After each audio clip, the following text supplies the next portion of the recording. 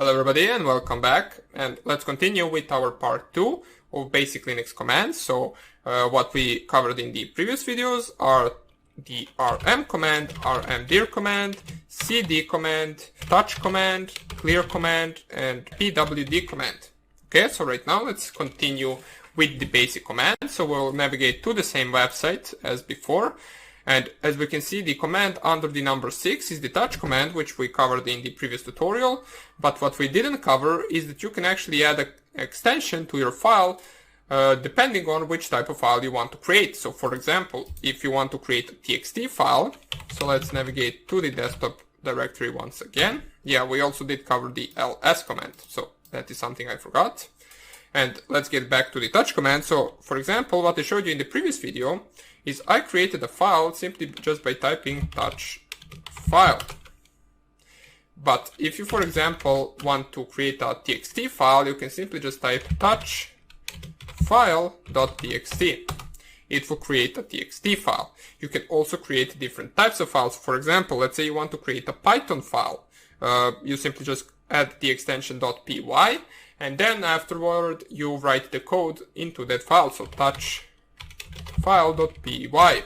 It will create the Python file where you can afterwards write something or write some lines of code, and it will be interpreted as a Python program. Okay, so that is something that you should actually know. Let us remove these files right now as we don't really need them. And let's continue to the next command.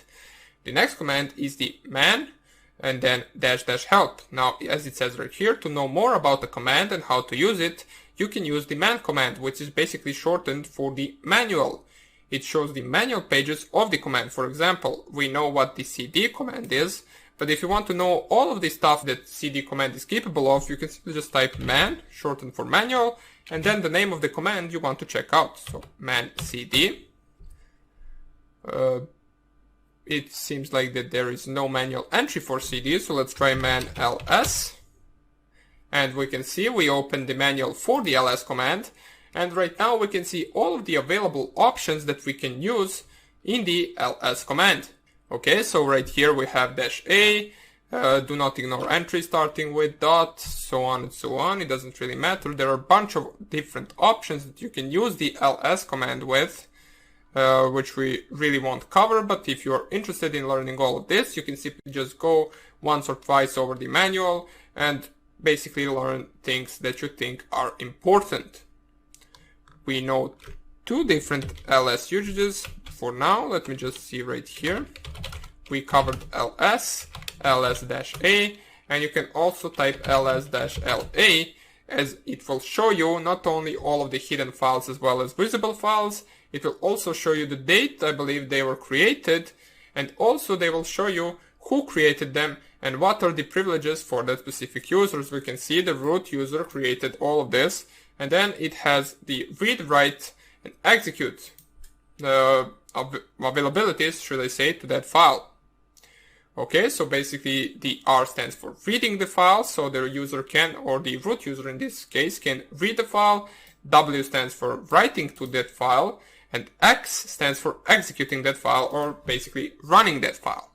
So if you want to check out that as well, you can simply just type ls-la. But more about ls in the manual. Right now let us go to the next command, and the next command would be cp. Now it is similar to the cd, it's just the second letter is p, and it basically is used to copy the files. So for example, let's touch file.txt onto our desktop. Let me just lower this terminal, we don't need it this big. And now let's say we want to, for example, copy this file.txt into downloads directory. Okay, so first of all, what we need to know is we need to know the full path to the downloads directory. First of all, with ls we can check whether the file.txt is located right here. We can see it is not located.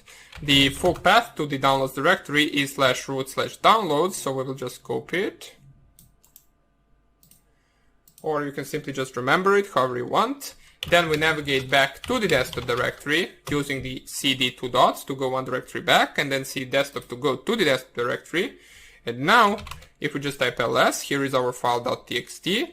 Now we can type cp, and then the name of the file, and then where we want to copy it. And we want to copy it at this location. Press here enter, and if we go back to the downloads directory, and type ls once again, right now you will see that we also have the file.txt in the downloads directory. So we successfully actually copied the file.txt to the downloads directory.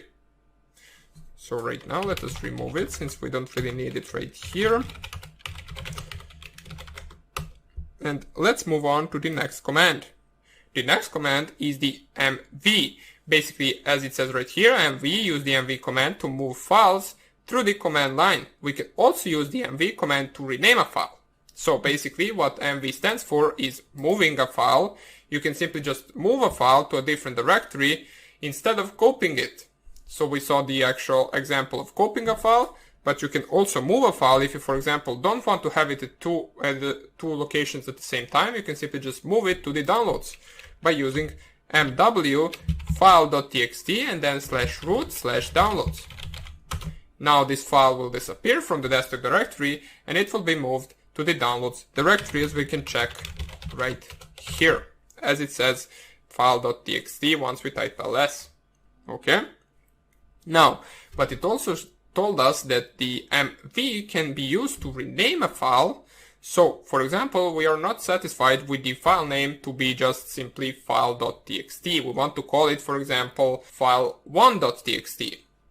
Okay, so we can do that by using the mw command, or pardon me, mv command, not w, just a regular v.